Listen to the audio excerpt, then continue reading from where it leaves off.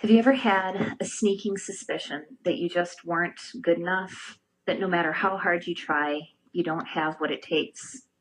I know I have. It's something that has haunted me for my entire life. For as long as I can remember, I've struggled with the idea that I'm somehow lacking. As a child, I felt awkward, unable to connect with my peers. I was sure I could never be as relaxed and confident as the other kids appeared to be. At home, even though I was always quite sure that my parents loved me, I never felt quite sure that I deserved it. Those very same misgivings also applied to my relationship with Christ. I became a Christian at a young age. I'm not even sure just how old I was, only that it was a long time ago in a Sunday school classroom, joined in prayer by a teacher whose name I no longer remember. I was very lucky that way, to be raised from infancy in a Christian home. My parents were also regular church attendees. Some of my earliest memories are of time spent in Sunday school. As I got older, I became active in youth group, went to Christian summer camps, and participated in missions work.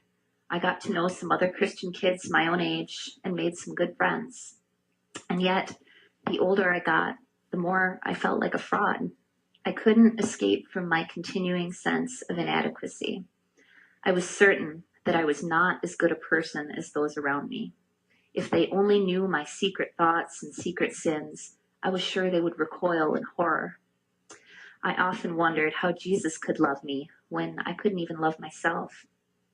Then, in my teenage years, I began to surround myself with people that didn't make me feel so inferior. I found people who had no place for morals or judgment. My new friends drank alcohol, did drugs, partied, lied, stole, and slept around. Eager for acceptance, I joined in their lifestyle with hardly a backward glance. And although I continued to think of myself as a Christian, I avoided attending church. I couldn't help comparing myself to the others there and thinking they would all look down on me. After all, I wasn't living a Christian lifestyle. My season of disobedience, self-loathing, and perpetual running from God lasted for more than 10 years. At the end, I found myself divorced and living back at home with my parents and feeling utterly lost. It was then, at a time when I was more broken than I had ever been, that I began to turn to God for healing. You see, even though I had spent many years running from Him and His judgment, He was never far away. In fact, throughout my long rebellion, He never once gave up on me. He was just waiting for me to be broken enough to realize my need for Him. My return to faith wasn't easy. It didn't go perfectly. I struggled and backslid more than once. The biggest hurdle of all was my shame. I knew that God offered perfect love and perfect forgiveness through Jesus Christ, but I had a very hard time accepting it. More than ever, I knew that I could never be good enough. But with a will surely strengthened by God, this time I didn't give up. I read my Bible. I started attending church more often. I practiced confessing my sins and asking God's forgiveness. Slowly but surely, I began to feel the presence of Jesus in my life. Then I met my future husband, Matthew, a seeker like myself, and things began to snowball. I could feel the hand of God gently pushing us together. We began attending Northwood together, and in it found a welcoming place where we could grow in our rediscovered faith.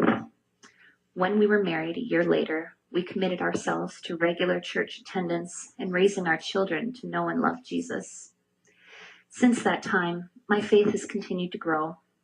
Every day, I come to rely a little more on the power of God's sustaining love. As for my feelings of inadequacy, the truth is I still struggle. The difference is that I no longer have to struggle alone. I know now that I can take my weakness to Jesus and that He will use it to make me strong.